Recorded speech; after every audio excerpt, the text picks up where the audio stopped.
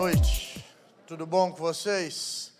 Muito bom estar aqui, estivemos aqui no Natal, a igreja estava vazia, hoje está cheia, é dia de festa, o bolo está grande, todo mundo quer comer, falou de comer, crente gosta, né? A gente gosta de uma comilança, a fartura é com a gente mesmo. Gente, meu nome é João Marcos Valvassori Ferreira, eu sou do Paraná, vivo em Vila Velha há 3 anos, coordeno o projeto Maltrapilho. O projeto Maltrapilho é um projeto que chama-se Maltrapilho por ser um projeto sem glória. Nós não temos ambição nenhuma de ter glória, não temos ambição de ser visto em nada do que fazemos, por isso chamamos Maltrapilho. Porque se confundir a gente com ninguém, é a mesma coisa, a gente não se importa com isso. Mas o Maltrapilho é um projeto que trabalha com população em situação de rua e profissionais do sexo que querem deixar a prostituição. Essa galera que vive às margens, sabe essa galera que normalmente a gente tropeça e, sem querer, a gente tropeça no nosso cotidiano e praticamente ignora? Essa galera a gente costuma tentar não tropeçar, a gente costuma tentar abraçar, a gente costuma mais do que abraçar, a gente costuma dar carinho. A gente costuma dar roupa, dar alimento, a gente costuma dar evangelho. E a gente costuma ver milagres, porque a verdade é, o evangelho costuma produzir milagres. E a maior prova disso é que essa igreja está cheia. Quer ver um milagre? Encosta na pessoa que está do teu lado. Está cheio de milagre aqui dentro. Só eu e você sabemos quem éramos nós antes de Jesus Cristo nos alcançar. Só eu e você sabemos a nossa história, só eu e você sabemos as nossas mazelas, só eu e você sabemos as nossas tragédias, só eu e você sabemos as nossas angústias, e eu vou ser sincero, só eu e você sabemos o quanto a gente é ruim, porque a gente é ruim. Ainda bem que Jesus nos alcançou, ainda bem que o sangue de Jesus pagou um preço grande por nós, ainda bem que o corpo de Jesus gera em nós uma nova natureza, um novo corpo nascendo em nós. E é através dessa mensagem de reconciliação que nós levamos o Evangelho. Afinal de contas, esse é um convite que Jesus nos faz, levar o Evangelho. Mas nós acreditamos que também não é só parte de um convite levar o Evangelho. Nós acreditamos que isso é uma expressão de um relacionamento saudável com a divindade. Ou seja, se eu e você temos um relacionamento sadio com a divindade, isso se reflete com o próximo. Afinal de contas, o próprio Jesus, o próprio Filho de Deus, diz que quando nós temos um relacionamento sadio com a divindade, nós servimos um copo de água fresca para o próximo. Você lembra desse texto lá em Mateus 25? Onde ele fala que se você dá um copo de água para o seu próximo, você está fazendo para ele. Onde se você dá uma roupa para aquele que não tem, você está vestindo a ele. Se você visita aquele que está preso, e é um detalhe, Jesus não fala que você está visitando aquele que foi condenado injustamente. Ele está falando que você está visitando quem está preso. E quem está preso muitas vezes foi condenado por justiça. Foi condenado exatamente por ter cometido aquele crime. Mas você foi visitar lá. Você foi visitar o próprio Cristo. Nós acreditamos que, ao ter um relacionamento saudável com a divindade, esse relacionamento é expresso à tolerância, ao amor, à paciência, à benevolência com o próximo. E essa é a expressão do projeto Maltrapilho, uma expressão de devoção a Deus, através do relacionamento sadio com o próximo. E esse é o nosso desafio. Claro que com a população de rua e com os profissionais do sexo surge a necessidade de que a gente trabalhe com a igreja. Então o projeto Maltrapilho também trabalha no Brasil inteiro, dando treinamentos para a igreja, fomentando pequenos trabalhos missionários, fomentando pequenos trabalhos como o nosso que tem surgido. E aí a gente capacita a igreja para receber essa galera. Afinal de contas, por mais que a gente não queira, não é fácil a gente receber um homem de saia e de peitão aqui dentro. E a gente não está pronto para essa realidade. Mas precisamos estar, porque Deus quer salvar o pecador, amém? Deus quer transformar a vida e quer usar para isso eu e você. E eu e você precisamos estar prontos para ser usados por Deus. Então a gente trabalha também com a igreja. Para que a gente trabalhe com a igreja, a gente entende que também precisamos trabalhar com as instituições públicas. Porque as instituições públicas também têm obrigações com relação a essa galera.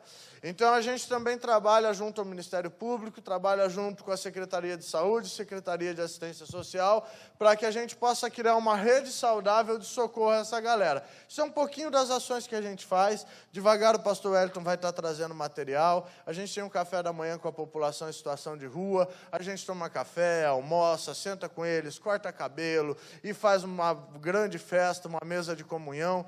E eu convido você que tem um domingo, de vez em quando, o pastor Elton já combinou que ele vai perdoar, a gente não combinou nada não, é mentira. Mas a gente está combinando aqui agora, ele vai perdoar você de faltar na escola bíblica dominical para visitar a gente lá. Vamos ter uma experiência dessa um dia? Vamos ter a devoção a Deus que você tem aqui quando você levanta a tua mão, quando você adora a Deus, quando você proclama palavras de louvor e adoração. Vamos transmitir essa mesma devoção a Deus amando o próximo. Eu te convido a viver essa experiência com a gente. É um convite que eu deixo aberto à igreja. Isso é um pouquinho do que o Projeto Maltrapilho faz. Se você quiser mais informações, procura no Facebook Projeto Maltrapilho. A gente vai ter muito prazer de fazer contato com vocês. No final do culto a gente vai estar aí. Eu não sou muito bom para falar do projeto, acho que eu falei até demais. Amém? Gente, é uma alegria muito grande, celebrar o aniversário de uma igreja. O Wellington me pôs contra a parede, porque ele me ligou no início desse mês. Eu falei, cara, eu estou com uma agenda toda encurralada, cheia de coisa, eu tinha compromisso hoje pela manhã, e a gente tem uma agenda bastante extensa. Mas eu confesso para vocês que a causa é nobre.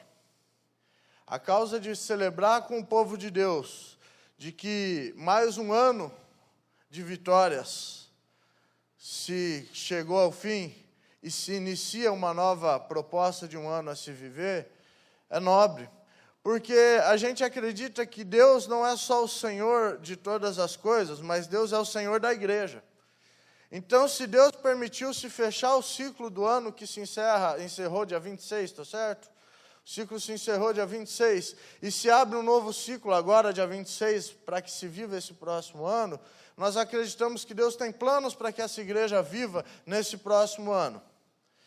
E aí eu me sinto desafiado a vir aqui e trazer uma palavra de conforto, uma palavra de amizade, uma palavra de carinho, mas, sobretudo, uma palavra de desafio, para que nós possamos viver um ano debaixo da direção de Deus. Para que nós não possamos viver um ano oscilantes, para que nós não possamos viver um ano ociosos. Nós podemos viver um ano esperando o que Deus quer falar, sentados nas nossas cadeiras. Nós podemos viver um ano oscilantes, acreditando em qualquer vento de doutrina, para lá e para cá. Mas nós podemos também viver um ano convictos do que Deus quer fazer através de nós. E através disso a gente viver um ano de obediência, um ano incisivo, um ano onde a gente vai ser produtivo. Eu acredito que Deus tem planos reais para essa igreja. E que Deus tem planos de usar essa igreja. E não é pouco. E para isso a gente precisa estar debaixo da direção dele. E para isso eu queria que antes de qualquer coisa a gente orasse. Mas eu queria que a gente fizesse não só uma oração pedindo pela palavra. Como reformado, a gente tem a mania de pedir pela palavra, falar assim, vamos orar para que o pregador não fale heresia, né? É uma preocupação que a gente tem. E, gente, eu posso falar um monte de heresia aqui, eu peço perdão adiantado para vocês. Mas eu queria que a gente orasse adiantado, pedindo a Deus pelo nosso coração, para que o nosso coração esteja alinhado com a vontade de Deus, para que o nosso coração esteja sensível para ser transformado pela vontade de Deus, porque Deus pode querer fazer algo na minha e na sua vida que a gente nunca imaginou, e pode ser que Ele esteja a fim de falar algo assim na minha e na sua vida hoje à noite. E se Ele falar, eu quero te dizer uma coisa, meu brother, eu não tenho nada a ver com isso. Se Deus falar com você nessa noite, eu não tenho nada a ver com isso. Isso não é mérito do pregador, isso é mérito da palavra de Deus. Porque a palavra de Deus é viva e eficaz, e nós confiamos na palavra de Deus. Mas eu gostaria de que nessa oração também nós colocássemos perante Deus o nosso coração de gratidão pela história que corremos até aqui.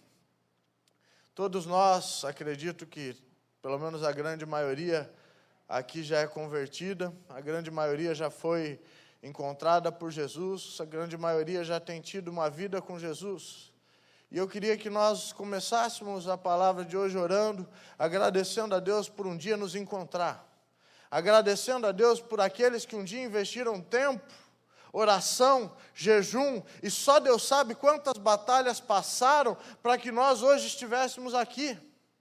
Eu estou falando porque no meu testemunho pessoal, quantas vezes eu olhei para minha mãe e falei, mãe, eu quero ir para o inferno, não tem nada de céu para mim. E hoje eu estou aqui anunciando o reino dos céus. Quantas pessoas choraram pela tua vida? Quantas pessoas pregaram para você? Quantas pessoas que você nem imagina, você nunca viu, oraram por você antes mesmo de você nascer em Cristo Jesus, antes de você ter uma nova natureza. Eu queria que a gente começasse a mensagem de hoje agradecendo a Deus por essas pessoas. Você pode ter uma oração de gratidão a Deus, pedindo para Deus não só renovar os propósitos dele no teu coração, mas agradecendo pelo trajeto que te trouxe até aqui, agradecendo por todas as feridas que te trouxeram até aqui, agradecendo pelas vitórias que te trouxeram até aqui, agradecendo pelas pessoas que andaram com você até aqui, pelos pastores que fizeram parte da tua história, pelos irmãos que fizeram parte da tua história. Deus, nós te adoramos nessa noite, nós te bendizemos, nós te agradecemos pela tua igreja. Nós te agradecemos porque não somos sozinhos no mundo. O Senhor colocou pessoas para a gente andar junto, Deus. O Senhor colocou pessoas tão falhas quanto a gente, para que a gente não se sinta especial, para que a gente não se sinta sozinho. Mas o Senhor colocou pessoas para estar do nosso lado, para caminhar com a gente. Obrigado, Deus. Obrigado por aqueles que oraram por nós. Obrigado por aqueles que ganharam o nosso coração com carinho, que demonstraram graça para conosco, que demonstraram a tua graça para conosco, quando a gente não fazia nem ideia de que um dia a gente ia chegar até aqui, Deus. O Senhor trouxe pessoas às vezes de tão longe. Deus, quantos intercessores a gente nunca nem conheceu, quantas histórias já cruzaram o nosso caminho e a gente não faz nem ideia. Isso tudo nos trouxe até aqui, nós queremos te agradecer, nós queremos te dizer que o Senhor é o nosso Deus. Nós queremos agradecer que a nossa história é totalmente transformada em antes e depois do Senhor. E isso nós devemos ao Senhor e devemos aos santos que o Senhor alcançou para que mexessem na nossa história. Obrigado pela tua igreja, Deus. Obrigado, Deus, pelo teu povo. Obrigado, Pai, por tudo que o Senhor fez ao longo da história usando o teu povo. Obrigado porque a história é transformada pelo teu povo. Nós queremos ser o teu povo nos dias de hoje e queremos ser agentes de transformação na história nos dias de hoje. Usa-nos para louvar, exaltar e bendizer o teu nome, para que a glória seja toda tua, em nome de Jesus. Amém. Meus irmãos, queria convidar os irmãos a abrir a Bíblia no Salmos 28. Olha que o pastor Elton falou de abrir no Salmo 29, eu falei, não, está de sacanagem, vai estragar minha palavra? Não. Eu já não me preparei muito para pregar, confesso para vocês. Sabe por que eu não me preparei? Deus me deu uma palavra tão carinhosa no meio dessa semana, tão carinhosa, que eu falei, gente, eu preciso compartilhar isso com os irmãos. Eu me senti tão amado por Deus quando eu li essa palavra. Eu até mandei para o Elton no WhatsApp. Eu me senti tão abraçado por Deus com essa palavra, que eu falei, eu preciso compartilhar isso com a igreja. Eu preciso, é de tempo de festa, nós precisamos absorver a riqueza desse texto. Salmos 28, versículos 8 e versículo 9. Amém? O Senhor é a força do seu povo, o refúgio salvador do seu ungido. Salva o seu povo e abençoa a sua herança, apacenta-o e exalta-o para todo sempre.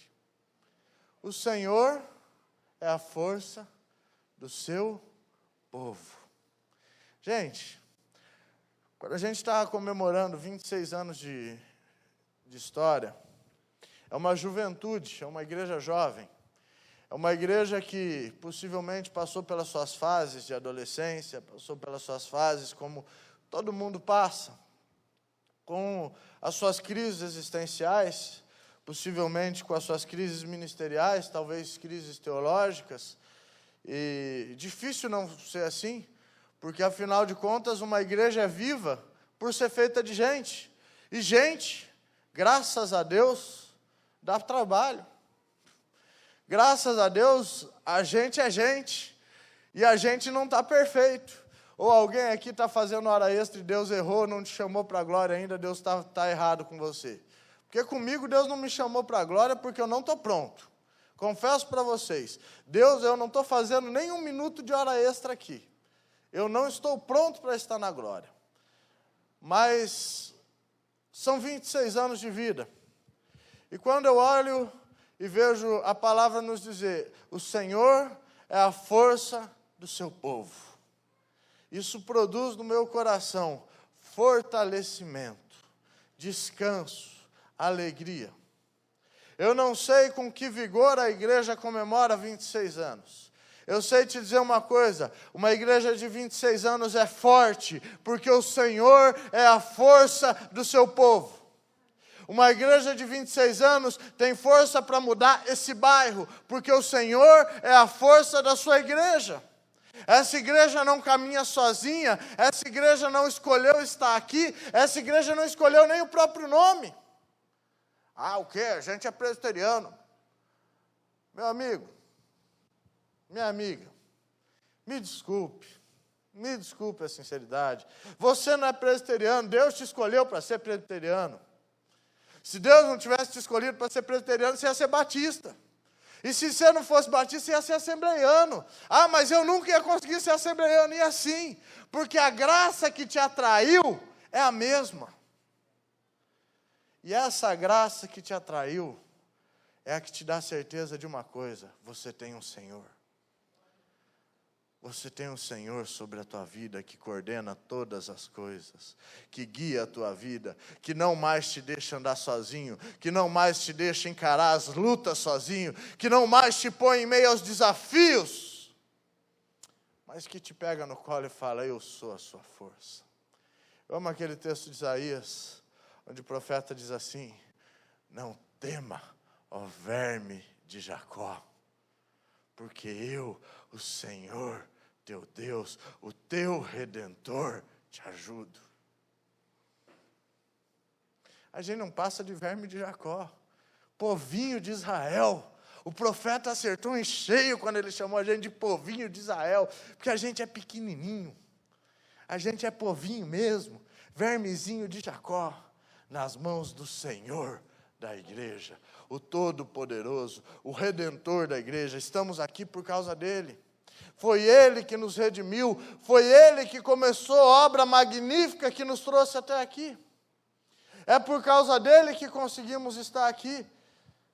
Hoje tivemos um encontro de igreja de rua e líderes do Brasil inteiro, com ministérios alternativos como o Projeto Maltrapilho, se encontraram pela manhã. Eu ouvi uma frase que eu achei muito interessante. Um irmão chamado Urso, esse cara é hippie e coordena um projeto de hippies cristãos lá em São Tomé das Letras. E esse cara, ele falou uma coisa que eu achei muito interessante. Ele falou assim: eu chego aqui, eu olho um monte de gente que eu não vou com a cara, e eu não sei nem por que eu não vou com a cara, mas Deus me faz amar esses caras. Sabe o que eu estou querendo dizer com isso? Que talvez você não tenha ido nem com a minha cara nessa noite. E você tem todo o direito de não ir com a minha cara. E talvez tenha muita gente aqui dentro que você não vá com a cara. E você tem todo o direito. Mas sabe por que a gente anda junto? Não é porque a gente vai com a cara. É porque nós temos um Senhor em comum. É porque nós temos um Jesus em comum. Nossa afinidade não quer dizer que a gente ouve a mesma música. Não quer dizer que a gente fala igual. Não quer dizer que a gente anda igual. Quer dizer que nós andamos debaixo da mesma orientação, debaixo do mesmo senhorio. Eu e o Wellington, a gente tem um monte de coisa diferente. Eu sou muito mais bonito que ele. Começa por aí. Pergunta para minha mãe para você ver. Minha mãe vai falar sempre. Nossa afinidade está em Cristo Jesus. E nós temos um Senhor que nos fortalece para que nós possamos andar junto. Que essa igreja tenha isso como testemunho. Não seja unida pelas suas afinidades. Não seja unida porque todos os irmãos falam igual, cantam igual. Que em nome de Jesus eu desejo de todo o coração que essa igreja não fale igual. Que essa igreja não se vista igual. Que aqui possa se ver toda espécie de dons. Que aqui possa se ver toda espécie de maluco. Que aqui possa se ver gente chegando das mais diversas espécies de gente. Toda espécie de tribos. Porque o que une a igreja é a força de estar debaixo do senhorio de Deus. E nós temos o Senhor que é a força do seu povo. Não estamos fortes porque estamos sozinhos, porque estamos seguindo os nossos próprios conceitos. Estamos fortes porque o Senhor é a força do seu povo. E aí ele continua dizendo, ele é o refúgio salvador do seu ungido. E quando a gente precisa de salvação, e quando a gente precisa se esconder, e eu vou dizer até um pouco mais, e quando a gente precisa se esconder até da gente mesmo, de vez em quando eu quero me esconder de mim mesmo. De vez em quando, as minhas mazelas, as minhas dores internas, as minhas crises existenciais, faz eu ser igual a Elias. Quero fugir. Quero fugir. E aí, você quer fugir de quem? De Jezebel? Não, eu quero fugir de mim mesmo. E a gente procura as cavernas. E aí esse texto vai nos consolar dizendo, o Senhor não só é a força do seu povo, mas Ele é o refúgio salvador do seu ungido. Meu querido, eu e você temos para onde fugir. Eu e você podemos fugir sem medo de fugir. Nós temos um refúgio secreto. Nós temos um lugar onde nós podemos refugiar com todas as nossas dores, as nossas angústias, com todas as nossas vitórias, com toda a nossa alegria. Onde a gente pode ser 100% a gente, porque o Senhor é a força do seu povo, Ele é o refúgio do seu ungido. E o texto continua dizendo, Ele salva o seu povo e abençoa a sua herança. A sua herança somos eu e você. Romanos vai dizer que nós somos herdeiros em Cristo Jesus, Romanos 8 nos diz, que nós somos feitos herdeiros em Cristo Jesus. E mais, Ele apacenta e exalta o seu povo para sempre. E pensando sobre apacentar o seu povo, eu queria deixar apenas alguns conselhos. E esses conselhos, com certeza, vocês já ouviram várias e várias vezes, porque quem deu esses conselhos não fui eu, foi o próprio Jesus Cristo. Abre sua Bíblia lá em Mateus 5. Mas eu gostaria de que... Eu não fiz um sermão de 3 pontos, 5 pontos, mas eu gostaria de deixar alguns conselhos para que você possa sair daqui com seu coração enriquecido e pensando em como andar esse próximo ano dentro da vontade de Deus. E Jesus ele vai nos dizer que a primeira coisa para andar embaixo da vontade de Deus é a gente saber que temos um Senhor. Mas ele vai dizer isso de maneira muito simples, Mateus 5, versículos 3 a 12. Vamos lendo devagar e parando e pensando sobre o que esse texto diz. Primeiro, versículo 3. Bem-aventurados os humildes de espírito, porque deles é o reino dos céus. Bem-aventurados são aqueles que não têm nenhuma riqueza no seu espírito, que não têm nenhuma arrogância no seu espírito, porque desses é o reino dos céus. E o que seria arrogância de espírito? Sabe uma coisa que, eu não sei se alguém mais já passou por isso, e nem precisa se manifestar. Mas eu, quando me converti, eu passei por uma situação que era bem engraçada. Eu era pós-graduado em dar conselho para Deus. Alguém aqui já deu conselho para Deus? Eu era pós-graduado em dar ideia para Deus, ficava aconselhando Deus o dia inteiro. Então eu ficava assim, Deus, faça o meu caminho assim, assim, assado, e eu serei feliz. Faça do meu caminho assim, assim, assado, e eu serei bem-aventurado. Serei alguém bem resolvido. E o pior, virei missionário. Aí eu parei de dar só conselho para Deus, comecei a dar conselho para pessoas.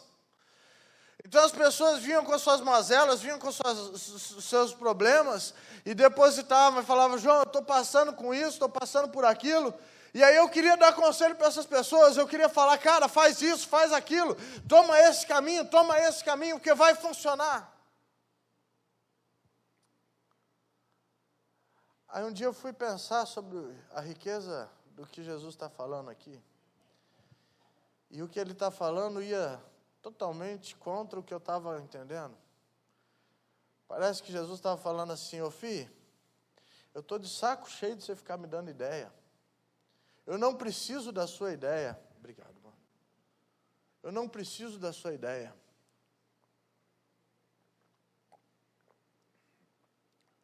Bem-aventurados são aqueles que reconhecem que não tem nada do Espírito, mas que o Espírito é tudo. Porque esses são herdeiros do reino dos céus. Bem-aventurados são aqueles que reconhecem que só podem oferecer o Espírito. Como eu passei a ser feliz quando eu ligava para uma pessoa e a pessoa falava, eu vou orar para te dar um conselho. Eu tinha uma raiva antes, eu ligava para a pessoa falava, eu vou te dar um conselho. E eu ficava feliz, eu achava que eu já estava com a solução pronta. Como eu passei a ser feliz quando eu encontrei pessoas que oravam antes de aconselhar. Nós vivemos uma geração pós-graduada em conselhos prontos, arrogantes de espírito, cheios de si mesmo, cheios de soberba, cheios de fórmulas mágicas. Nós sabemos como Deus quer agir do jeito pronto e nós fazemos até um miojo. Faz assim, assim, assado que vai funcionar em 3 minutos, seu milagre está pronto. Mas parece que Jesus vai na contramão disso. Ele fala, bem-aventurados são os que não têm nada, porque eles assumem a total dependência do Espírito. Eles assumem que precisam do Espírito para tudo. Então, o primeiro conselho que eu daria a essa igreja, dependa 100% do Espírito e não de tudo que vocês já viveram. Porque tudo que a gente já viveu pode se tornar pedra de tropeço. A dependência do Espírito é o que vai levar a gente a agir com poder numa sociedade que está se perdendo. O que vai fazer esse mundo se encontrar em Cristo Jesus, o que vai fazer essa igreja ser relevante nessa sociedade, é depender 100% do Espírito Santo. E não dos seus conceitos, e não das suas filosofias. E ele continua, bem-aventurados os que choram, porque eles serão consolados. E aí, é bem interessante, que parece lógico esse versículo, né? Eu choro para ser consolado, eu preciso ser chorão. Algum tempo atrás, e eu confesso para vocês que eu sou um dos caras mais chorão que existe nessa terra. Eu sou totalmente inapto para fazer o que eu faço da minha vida. Porque todas as situações que eu mexo na rua, mexem comigo profundamente. Um exemplo, na semana passada, uma das pessoas que a gente atende teve um problema que estava com tuberculose, um morador de rua. E aí, para levar ele para o hospital, já mexeu com as minhas emoções, e depois a preocupação com ele no hospital, e depois providenciar todas as coisas para que ele fique no hospital e não fuja do hospital. Isso mexe completamente com o meu psicológico. Eu fico totalmente afetado com isso. Mas um dia eu comecei a entender esse versículo. Bem-aventurados os que ainda conseguem sentir alguma coisa no mundo frio. Porque eles encontram consolo no colo do Pai. Porque Jesus sentiu todas as coisas nessa terra. E depois tem um outro significado que nós já vamos falar sobre ele. Bem-aventurados os mansos, porque eles vão herdar a terra. Bem-aventurados são os que têm fome e sede de justiça. Então, olha o raciocínio de Jesus. Primeiro você é humilde, reconhece que precisa do Espírito. Depois você chora, você fica sensível por reconhecer o estado que você está. Com mansidão você assume quem você é. E por você assumir quem você é, você se torna herdeiro da terra. E aí acontece uma obra bem interessante. Você passa a ser um praticante de justiça. Você passa a não só ser alguém que depende do Espírito Santo, mas na sua dependência do Espírito Santo, passa a nascer dentro de você sede de justiça. Então, primeiro conselho, dependa do Espírito Santo. Segundo conselho, deixe nascer dentro de você sede de justiça. Tenha fome e sede de justiça. Bem-aventurados os misericordiosos, porque eles alcançarão a misericórdia. Bem-aventurados são os pacificadores. Esse versículo vai na contramão do sistema de hoje em dia. Tudo se toma à força. Tudo nessa terra é tomado à força. E Jesus fala para mim e para você: tomem com paz. Façam as coisas por paz, por direção divina. Primeiro conselho, dependência do Espírito. Segundo conselho, fome e sede de justiça. Terceiro conselho, façam as coisas por paz. Façam as coisas por paz, em nome da paz. Meus irmãos, nós vivemos tempos onde o mundo não aguenta mais ouvir pessoas brigando em nome da religião. Pessoas brigando em nome de doutrinas falsas. Pessoas brigando, igrejas brigando entre si. Estou falando para você que eu concordo com o que a igreja fulano de tal diz? Não estou falando para você que eu concordo. Eu estou falando que nós vivemos tempos onde ser pacificador no meio de uma guerra é dar bom testemunho. E os pacificadores serão chamados filhos de Deus. Eu e você seremos chamados e reconhecidos como filhos de Deus quando andarmos em paz com todos. Bem-aventurados os perseguidos por causa da justiça, porque deles é o reino dos céus. Bem-aventurados sois vós, quando por minha causa vos injuriarem e vos perseguirem mentindo, disserem todo mal contra vós. Regozijai-vos, exultai-vos, porque é grande o vosso galardão nos céus. Pois assim como vos perseguiram os profetas que vieram antes de vós. Meus queridos, eu queria deixar esses 3 conselhos para vocês. Primeiro conselho, dependência do Espírito. Que nós sejamos uma igreja que não age por religiosidade, por hábitos religiosos. Que nós sejamos uma igreja que sabe que tem um Senhor e que age por direção do que esse Senhor fala. Nós anunciamos e começamos esse texto lendo o texto de Salmos, e Salmos diz que o Senhor é e se o Senhor é a força, nós devemos andar com qual força?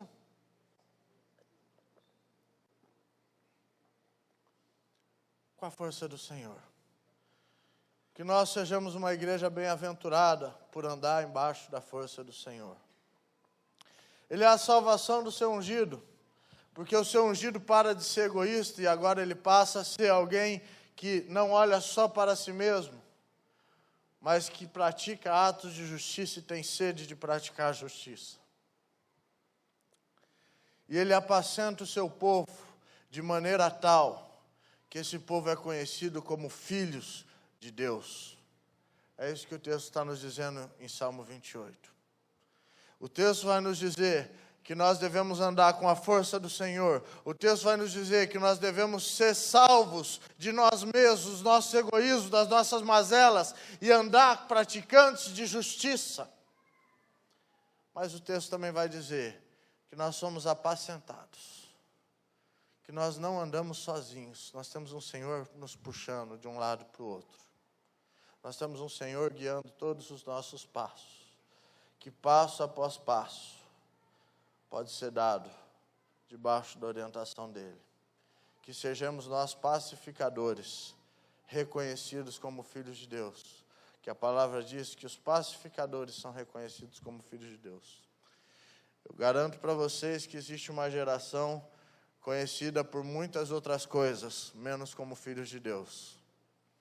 Infelizmente, nós vivemos um tempo onde a religião fez com que muitos cristãos sejam conhecidos pelo nome das suas igrejas. Muitos cristãos são conhecidos pelos escândalos que as suas igrejas causaram. Muitos cristãos são conhecidos pelas ofensas que fizeram uns aos outros. Mas não é esse o tipo de cristão que essa igreja quer ser. Eu tenho certeza no meu coração que essa igreja quer ser pacificadora, para ser reconhecida como filha de Deus. Que o Senhor seja a força dessa igreja. Que o Senhor seja a salvação do ungido dessa igreja. E que a herança dessa igreja seja ser pastoreada, apacentada pelo Senhor para todo sempre. Que haja em nós um coração sedento, um coração humilde, um coração disposto a andar debaixo desse pastoreio. E assim, com certeza, seremos uma igreja bem-aventurada. Nesses 26 anos de idade, com certeza, muitas bem-aventuranças já alcançaram essa igreja. Com certeza, muita alegria já se alcançou nessa igreja. Mas é necessário prosseguir. Que se prossiga embaixo do pastoreio do Senhor. Afinal de contas, diria o salmista Davi, que embaixo do pastoreio do Senhor, tanto faz o vale da sombra da morte ou águas tranquilas. A tua vara e o teu cajado é o que nos consolam. Diria o salmista Davi, que mesmo na presença dos inimigos, Ele unge a nossa cabeça com óleo, e o nosso cálice transborda, a nossa alma se refrigera.